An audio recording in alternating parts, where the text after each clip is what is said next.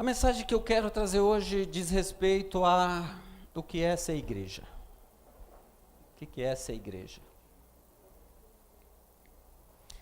Sabe que eu ando atrás dessa pergunta já há muito tempo. O que é ser igreja?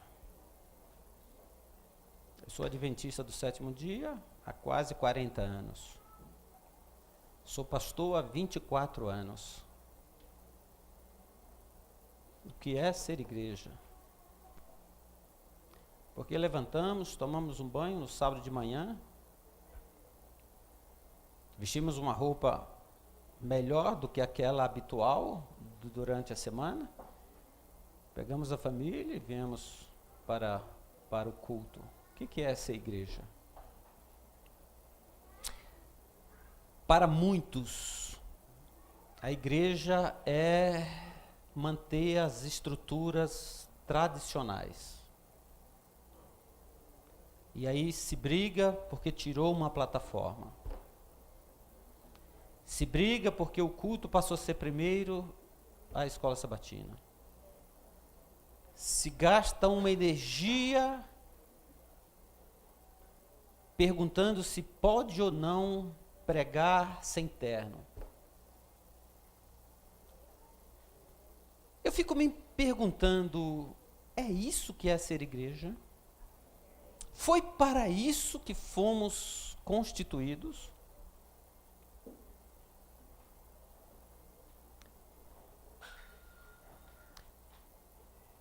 Eu estou vindo de um campo onde tem uma realidade que um membro da igreja, entrou na justiça comum,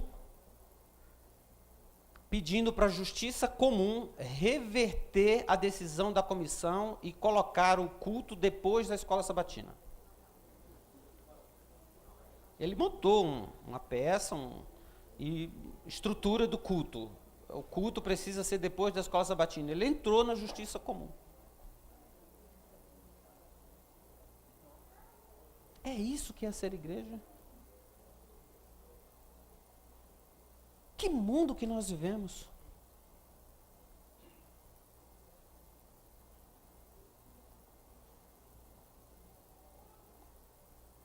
E a juíza do caso perguntou, escuta, por que você não sai da igreja e vai para outra?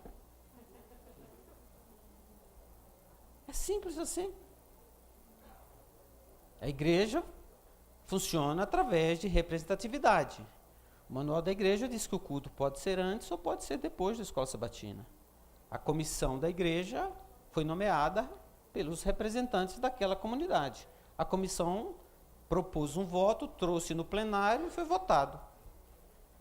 Você não está contente com isso?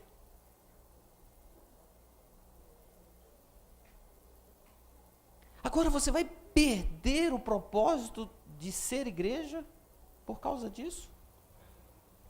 Gastamos uma energia, gastamos um tempo perguntando se podemos cantar hinos dos antigos CD jovens ou das coletâneas jovens ou não no culto.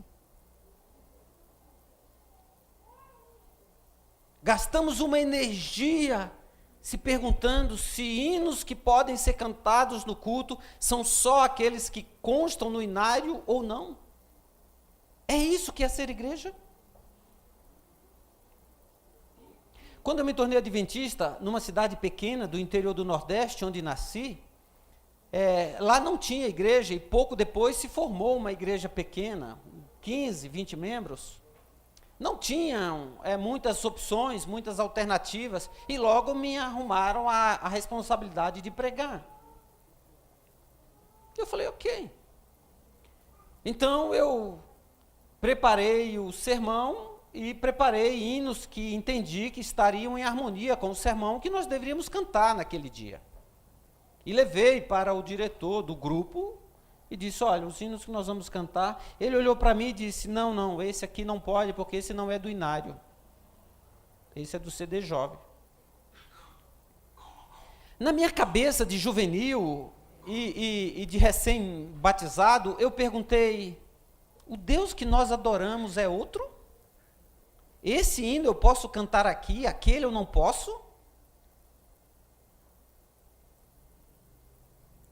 Mas falei, tudo bem.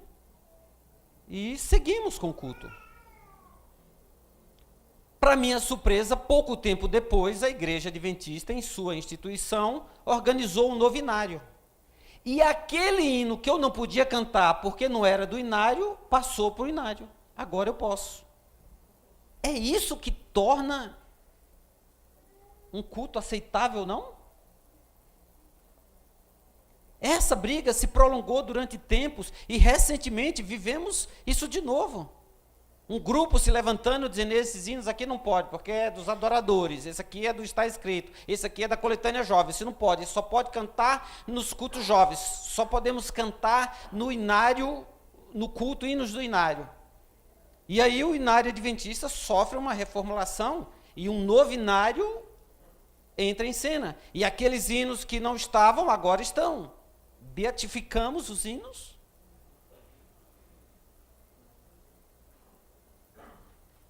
Este hino é de autor que não segue as orientações da Bíblia e dos mandamentos, não está em harmonia, por isso não podemos.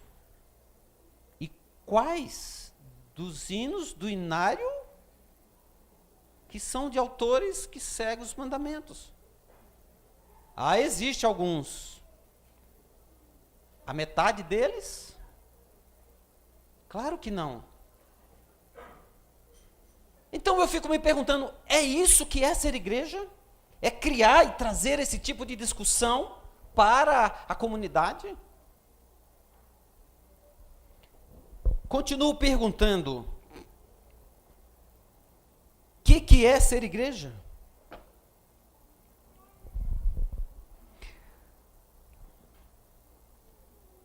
Vamos permanecer discutindo as estruturas do século XVII, que tipo de música cantar, que tipo de liturgia ter, que tipo de possibilidade ter? Eu era pastor em uma igreja de São Paulo e fui convidado para pregar em uma igreja do distrito ao lado, e era um domingo. E o ancião me procurou e disse, olha pastor, aqui no domingo nós já não usamos plataforma, vai ser assim, e desta forma, e desta outra. Eu falei, ok. E ele repetiu e disse, porque aqui no domingo já não usamos plataforma. E eu falei, tá bom, tá tudo ok, pode tocar, eu me encaixo facilmente na liturgia. E quando ele falou pela terceira vez, eu falei, tem alguma coisa errada. Eu falei, irmão, se o senhor está incomodado porque aqui não usa plataforma no domingo, fique tranquilo, na minha já não usa no sábado há muitos anos. Mas o senhor não acha que isso é um prejuízo para a igreja? Eu falei, que mundo você vive? Que mundo você vive? Porque Jesus disse que não há sombra nem variação de mudança. Desculpa, você está usando um texto fora do contexto. Para com isso. Essa sua suposta santidade litúrgica é o que faz a gente ser igreja? Quando Deus disse que não há sombra nem variação de mudanças, Ele está falando da sua lei.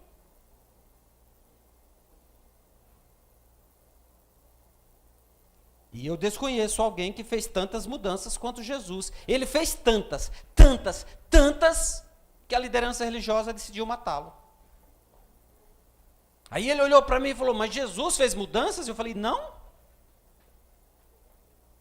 O que Jesus nunca mudou foram princípios. Mas tradição? Deixa eu dar um exemplo. O que era Páscoa? Cordeiro e ervas amargas. Jesus falou para os discípulos, vão lá e preparem a Páscoa. Não precisa mais cordeiro, substitua por pão. Não é uma mudança? Pão e vinho. Esse é o meu corpo, esse é o meu sangue. Agora é a Páscoa. Não é uma mudança? O que ele não mudou foi o princípio. E o que é o princípio? Paulo, escrevendo aos Hebreus, ele disse assim, quase todas as coisas são purificadas com sangue. Por que quase todas as coisas? Porque nem todas. Quando o cordeiro era morto, havia sangue. Quando o novilho era morto, havia sangue. Quando a pomba, uma rolinha, era morta, havia sangue. Mas Levítico diz assim: se você tem condições, traz o novilho em sacrifício pelo pecado. Se você não tem condições, traga um cordeiro, que é mais barato. Se você não tem condições, você é muito, muito pobre, não tem condições de trazer um cordeiro, você traga um pombo.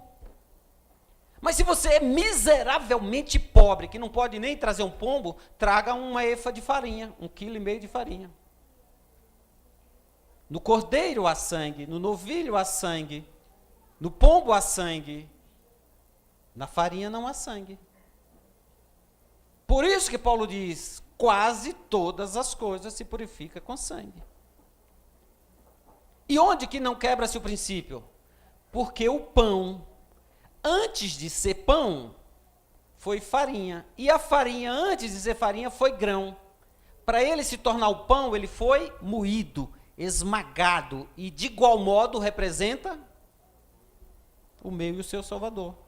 Então ele mudou a tradição, mas não quebrou o princípio, que é, alguém vai ser moído, esmagado pelo meu e pelo seu pecado. Essa é a mensagem da cruz que precisa ser pregada para as pessoas.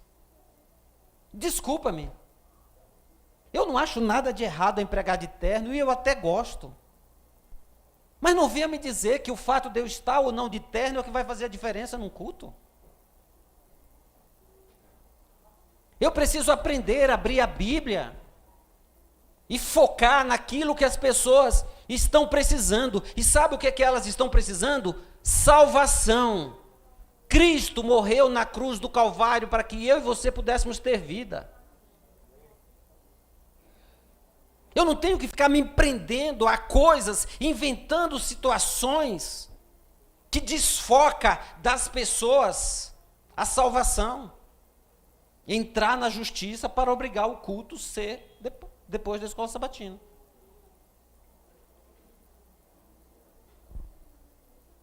Que loucura, que mundo esse que nós vivemos?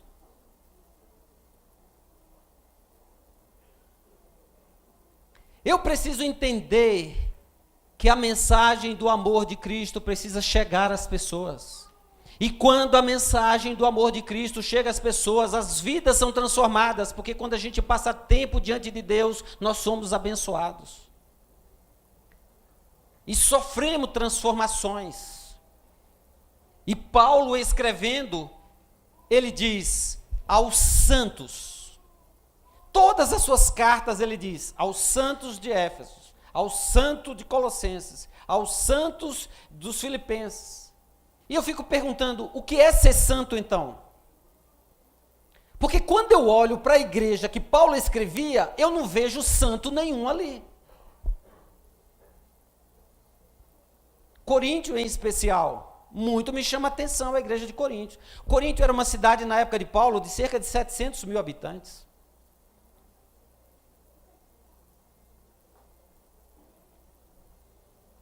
Quantos habitantes tem Alfenas? 70? 80? Então seriam umas 5, 6 cidades de Alfenas juntos? Cerca de 300 eram funcionários públicos, 300 mil eram funcionários públicos. Porque em Coríntio tinha o segundo maior quartel-general de Roma. O primeiro, naturalmente, ficava em Roma. Coríntio era uma base de apoio. Aqueles soldados viajavam e ficavam anos e anos fora das suas famílias. E a solidão, e a depressão, e a promiscuidade deles era visto fortemente em Coríntios. Coríntio, no centro da cidade, tinha um templo da deusa Diana. Naturalmente, não era um templo de culto ao nosso Deus, era um culto pagão. E esse templo, acredita-se que haviam 300 sacerdotisas e todas prostitutas. O culto era regado por prostituição.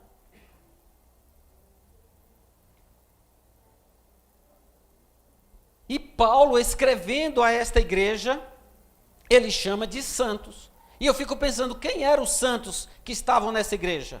Se você prestar atenção, em Coríntio é a única igreja que Paulo manda a mulher usar véu. Existe um estudo que mostra no Museu Britânico tabletes cuneiforme, eram espécies de tijolinhos de argila, e eles faziam aqueles tijolos, quando ainda mole, massa mole, eles escreviam com uma cunha, como se fosse uma chavinha de fenda, e daí a expressão cuneiforme, eles escreviam leis, códigos da cidade. E isso era levado ao fogo, queimado, virava uma verdadeira pedra, daí durabilidade. Tabletes cuneiforme no Museu Britânico diz que foi feito um decreto para a cidade de Coríntio que toda mulher que fosse profissional do sexo, fosse dada à prostituição, deveria cortar o cabelo muito curto. E era um sinal social. Se você olha na minha mão e vê uma aliança na mão esquerda, na nossa cultura, você diz o quê? É uma comunicação social. Esses documentos no Museu Britânico diz que para a cidade de Coríntio, toda mulher dada à prostituição deveria usar o cabelo muito curto.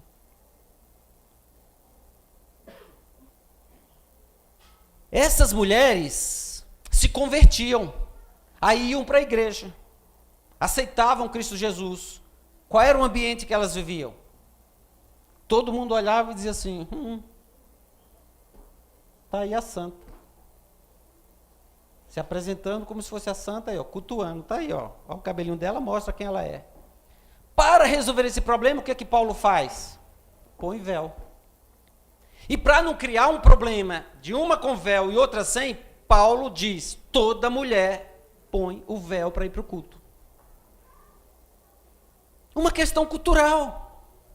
Por que Paulo não escreveu isso aos filipenses? Porque esse não era um problema em Filipos. Esse era um problema em Coríntio. Mas quando eu olho para a igreja de Coríntio, eu fico pensando, que tipo de santo tinha ali? Porque para a mulher dada à prostituição, havia esse sinal sociológico claro. E para os homens? Que tipo de santo tinha ali? Pois deixa eu te dizer, a igreja de Coríntio tinha um grupo que era indesejado por qualquer pastor para pastorear. Porque lá tinham fofoqueiros, idólatras, promíscuos, adúlteros e ladrões. E todos esses se juntavam no mesmo culto. E Paulo, escrevendo para eles, chama de santos. Então eu fico perguntando, o que é ser santo? Se essa gente que Paulo escreve, ele chama de santo, eu pergunto-me, o que é ser santo? Qual é a minha bandeira? Pelo que eu vou, permitam-me, brigar? O que eu vou defender? O que é ser santo?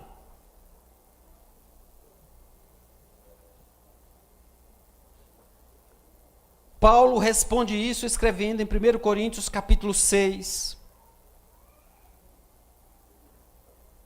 verso 9 em diante. 1 Coríntios capítulo 6, verso 9 em diante. Ou não sabeis que os injustos não herdarão o reino de Deus? Não vos enganeis, nem impuros, nem idólatras, nem adúlteros, nem efeminados, nem sodomitas, nem ladrões, nem avarentos, nem bêbados, nem maldizentes, nem roubadores herdarão o reino de Deus. Depois que ele diz isso, vê o que ele fala no verso 6, como é forte quando ele entra no verso 6. Tais fostes alguns de vós. Depois que ele faz essa relação de adjetivos indesejados, ele diz, tais fostes alguns de vós. Mas ele conclui, no verso 11, mas vocês foram lavados, vocês foram santificados, e justificados no nome de Cristo Jesus. Queridos, a mensagem que eu preciso agarrar e levar para as pessoas como igreja, e isso é ser igreja, é: Deus nos ama exatamente para nos aceitar como somos. É isso mesmo. Deus nos ama para nos aceitar como somos, mas nos ama ainda mais para não querer que permaneçamos como somos. Ele quer transformação em nós. E a transformação é de comportamento, é de caráter, é de posicionamento, é de fala, é de compromisso com o seu reino.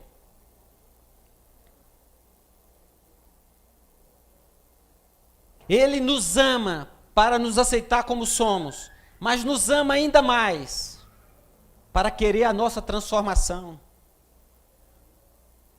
Philip Yancey, no livro Maravilhosa Graça, ele diz: rejeitei a igreja durante muito tempo, porque não via nela exemplo de pessoas transformadas.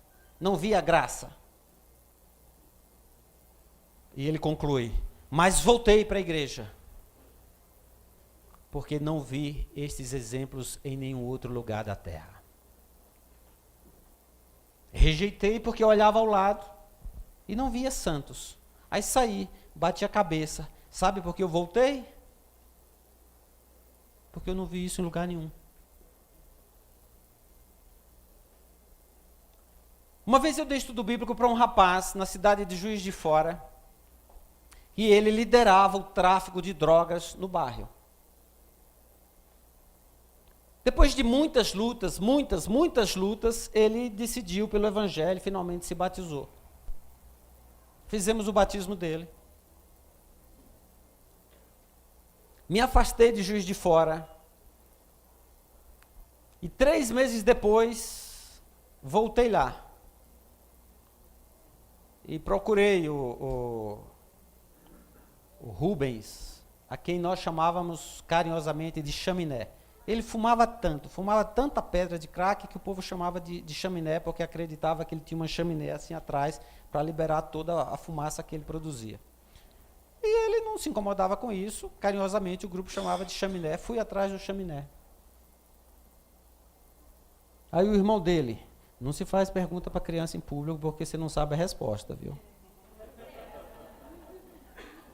O irmão dele, eu cheguei lá, toquei na porta, falei: o chaminé está? Ele falou: está. Chama ele para mim. Ele foi, voltou, ele mandou dizer que não está não. Falei: entendi. Vou sentar aqui.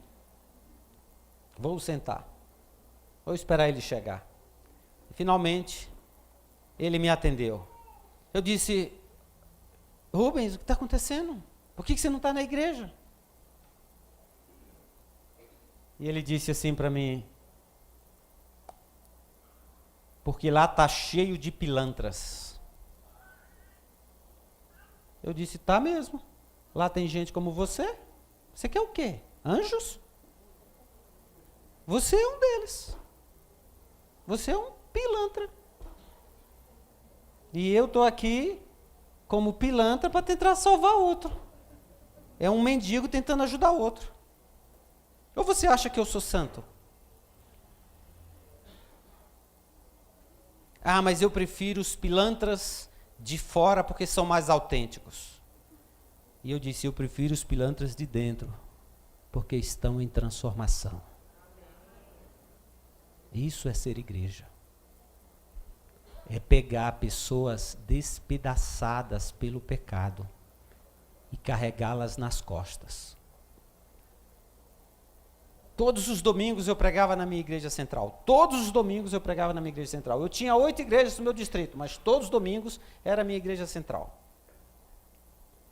Eu mudava cultos de quarto, eu trazia para a terça, cultos de quarto, eu levava para a quinta, para eu dar mais atenção em termos presencial às igrejas. Mas todo domingo era a minha igreja central. Eu queria fidelidade de público.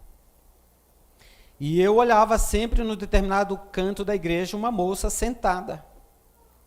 As pessoas são metódicas, as pessoas costumam chegar à igreja e e buscar o seu cantinho. E não tem nada de errado nisso. Mas, observe aí. Quem sabe você está desconfortável porque alguém sentou no seu lugar. Nós somos assim, nós chegamos, entramos na igreja, olhamos, aqui é o meu canto. Eu olhei, naquele canto a moça não estava lá. Após o culto eu perguntei para a mãe dela. Eu falei, cadê a sua filha? Não estou vendo-a. E ela disse, pastor, ela disse que não vem mais à igreja. Não vem? O que aconteceu? Eu sabia que ela trabalhava, saía de casa por volta das 7 da manhã. Então, no outro dia, segunda-feira cedo, 6h30, eu estava lá na casa dela. Bate palma. A mãe olhou e falou, olha pastor, você é aqui? Eu falei, é o horário que eu vou encontrar a ovelha que eu estou procurando. E a moça estava sentada à mesa, tomando café. Eu cheguei, a mãe abriu a porta, eu entrei, sentei ao lado dela mesmo, olhei para a mãe e falei assim, vaza. Aqui é trabalho para profissional. Some.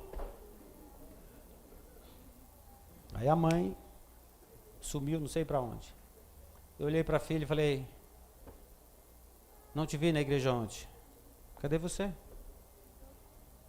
E eu estou resumindo a história. Ela olhou para mim com lágrimas nos olhos e disse, pastor, eu não vou mais à igreja. E por que você não vai? Porque eu não sou digna. Eu não sou digna de ir à igreja. Você não é digna? Não sou. Olha para mim. Você acha que eu sou digno de ir? Você é o pastor. Eu não perguntei quem eu sou. Eu perguntei o que sou. Não me dê uma resposta contrária à minha pergunta. A minha pergunta foi clara. O que sou, não quem eu sou. Quem eu sou, eu sei. Agora eu estou perguntando o que sou. Você acha que eu sou digno de ir? Mas você é o pastor. Eu não perguntei quem. Você acha que eu sou digno? Pois deixa eu dizer uma coisa para você. Dignidade não é uma boa razão para estarmos na igreja. E o que é então, pastor, uma boa razão para estarmos na igreja? Aceitar um Deus santo que morreu por um traste pecador.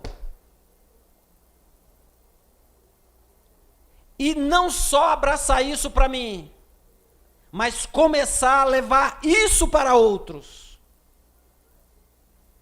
Começar a dizer, veja o que ele fez por mim. Aquela moça chorando disse, pastor, eu estou grávida e eu nem sei quem é o pai do meu filho, pastor. Como é que eu vou estar na igreja? Eu falei, eu vou entrar com você na igreja. E nós vamos sentar e nós vamos adorar. Pastor, a minha barriga vai crescer, vai aparecer. O que as pessoas vão dizer? As pessoas vão dizer que tem um pecador ali buscando a graça de Deus. Mas pastor, eu não tenho coragem de abortar. Eu disse, eu não estou convidando você para esconder o seu pecado. Eu estou convidando você para se esconder do pecado e se jogar nas mãos de Deus. Mas pastor, eu tinha até cargo de liderança na igreja. E agora como vai ser? Eu vou te dizer como vai ser. Um pecador se joga nos braços de Deus e é abraçado e aceito. Isso é graça. E a minha vida, eu falei, aquilo que se tornou público é resolvido com água, sepultamento e ressurreição. E algum tempo depois, eu estava dentro do tanque batismal apresentando o filhinho dela. Eu dentro do tanque. Foi a primeira vez que fiz isso. Eu dentro do tanque, com uma criança na mão. Dizendo, 4 razões pelas quais essa criança está aqui. Primeira, a mãe está dizendo que é incompetente para criá-la sozinho, precisa da ajuda da igreja. Segundo, a mãe está dizendo que ela é de Deus e por isso está sendo dedicada a Deus. Terceiro, a mãe acredita na Bíblia e esse é um princípio bíblico. Quarto, essa criança quando crescer precisa ser orientada por vocês, que ela foi dedicada ao Senhor, por isso essa criança está aqui. E depois de apresentá-la, a mãe entrou no tanque e eu a rebatizei. Isso é ser igreja. A gente briga em casa, não vai para a igreja. Uma vez a minha líder do Ministério de Louvor, de uma dessas igrejas que eu passei, sempre gostei de Ministério de Louvor, sempre tem, acho que uma igreja sem culto, sem música é uma igreja morta. A minha líder do Ministério de Louvor desceu à porta da igreja num sábado e eu estava ali esperando. E o marido dela também participava do louvor. E eu falei, o carro parou, ela desceu, o carro arrastou. Isso era normal, porque era difícil de estacionamento ali, e se buscava um estacionamento mais perto. Mas ele arrancou assim, com uma velocidade anormal, uma arrancada. Eu fiz a leitura que tinha algo errado. Eu falei, cadê o seu marido? Ela falou, olhe. Eu falei, olha o quê? Ela, olha aqui meu braço, um beliscão que ele acabou de dar. Eu falei, o que você fez para merecer esse beliscão? Porque você não é fácil, eu te conheço. Ela, eu quem estou errada ainda? Eu falei, vem cá. Deixa eu te dizer onde se conserta beliscões. Sobe lá, pega o microfone e faz o teu melhor. Adora a Deus. Adora a Deus. Do seu marido eu trato depois. Hoje eu vou tratar de você. Isso é ser igreja. A vida bate e bate violento na gente. Ser igreja é se erguer e recomeçar e continuar buscando a presença de Deus. Não importa como eu estou, o que importa é que aqui estou. Deus me aceita como eu sou e trabalha desesperadamente para que eu não permaneça como eu sou. E para que eu continue crescendo. Quem foi Abraão? Pai da fé. Mas mentiu. Disse para a sociedade que a esposa era irmã com medo. Pai da fé. Eu tenho uma relaçãozinha de santos perigosos. Quem foi Jacó? Não, pai do povo de Deus. Enganador, trapaceiro. Quem foi Davi? Não, esse é santo. É tão santo que um dia um cego, querendo homenagear Jesus, sentado à porta da cidade, quando ele ouviu que havia uma movimentação, ele perguntou, quem é? Falaram, Jesus. Ele querendo elogiar Jesus, ele falou o quê? Filho de Davi. Então, este é santo. É? O mais vexamoso caso de adultério na Bíblia está onde? Davi. Quem foi Mateus? Desculpa, se Mateus estivesse hoje no Brasil, estava arrolado na Lava Jato. Quem foi Simão? O Simão Zelote, pertencia a um grupo de revolucionário armado que queria a libertação de Israel a preço de sangue. E Pedro, pescador? Quem foi? Nunca ouvi. Conheço não. Tem nada com ele não. No momento mais difícil da vida de Jesus. E João? Não, esse era santo. Tanto é que é o discípulo amado. Amado? João era tão ruim, ele era tão ruim, que um dia ele chegou em uma cidade para tentar pregar o evangelho do reino e não deixaram ele entrar. Ele foi lá e falou assim para Jesus, vamos pedir que caia fogo do céu e consuma esses miseráveis todos. E Jesus falou, João, você está louco? Bateu a cabeça? Eu vim para botar fogo no povo, João? Eu vim para salvar, João. Quem são os santos? Aqueles que compõem a igreja. E o que é ser igreja? É um constante movimento de buscar pessoas com as suas cicatrizes do pecado e trazê-las para que haja mudança e transformação de vida.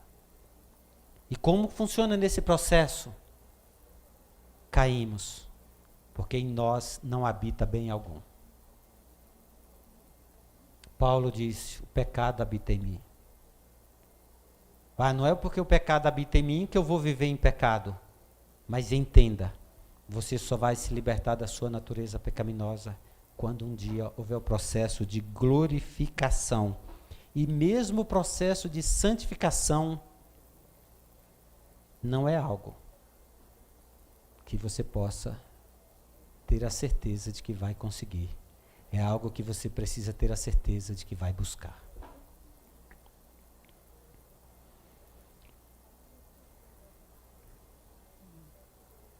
Larry Crabb, no livro A Conexão, ele diz que conhece duas coisas que transformam o ser humano.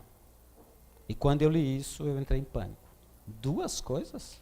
Eu só conheço uma. Mas ele insistiu dizendo que duas coisas transformam o ser humano. A primeira é a queda, que transformou filhos de Deus em filhos do diabo. E a segunda é a graça, que transforma filhos do diabo em filhos de Deus. Nos livremos, por misericórdia, da primeira e nos agarremos à segunda, porque é a luta de Deus para que nós tenhamos salvação. É a luta de Deus para que nós tenhamos vida e vida eterna. Obrigado, Paulo. É bondade tua, amigo. Eu preciso terminar convidando você, por Cristo Jesus, a igreja que eu vejo hoje em Alfenas.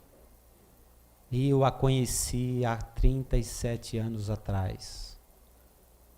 A igreja de hoje é muito melhor. Ela está cheia. Ela tem louvor. Ela tem qualidade. Ontem eu estava tendo uma conversa com o nosso pastor. E ele, com a cabeça meia dura, falou assim, você sabe que eu não me acho um bom pastor? Eu falei, amém. Se você se achasse um bom pastor, eu estava preocupado. Eu estou feliz com o seu pastoreio.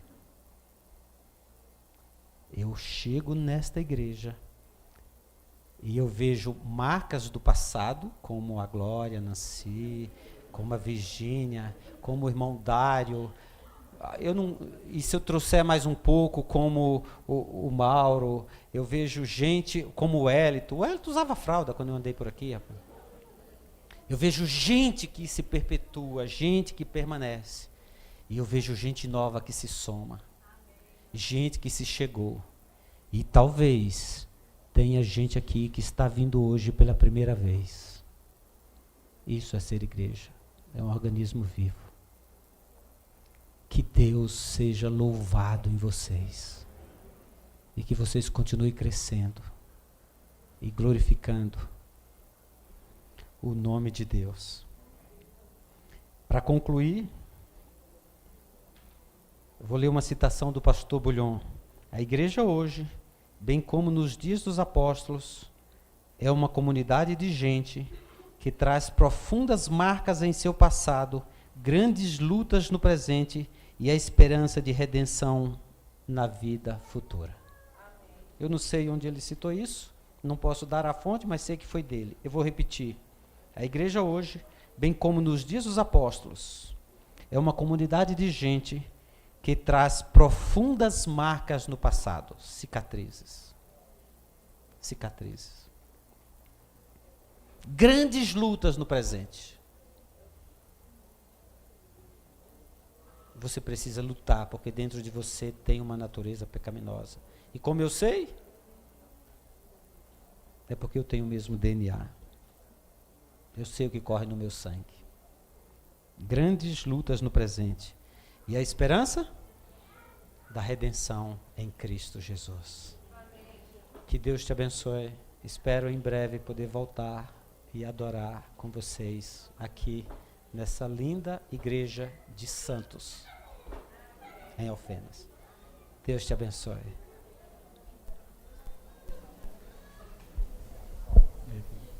Irmãos, esse é o pastor Valdomiro Alves, ele é presidente do nosso campo.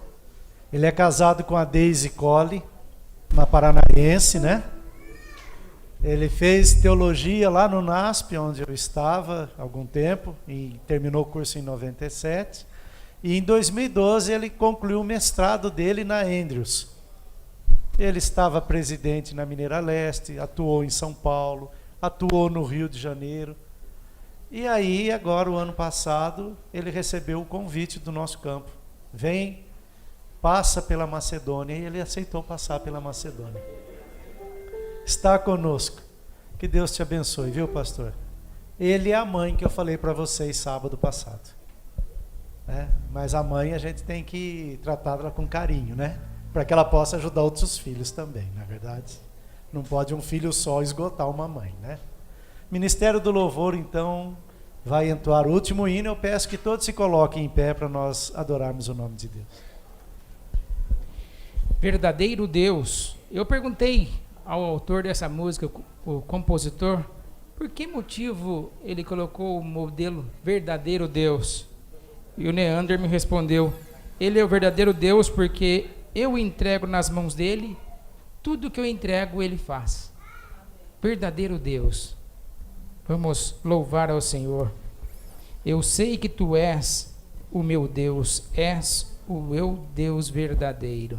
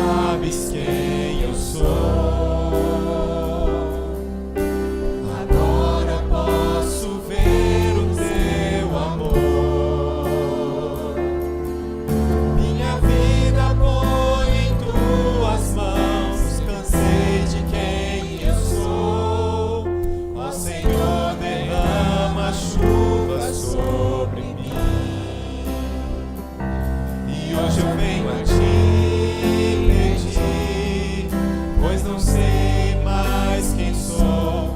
Ó Senhor, ajuda-me, pois preciso mais de ti.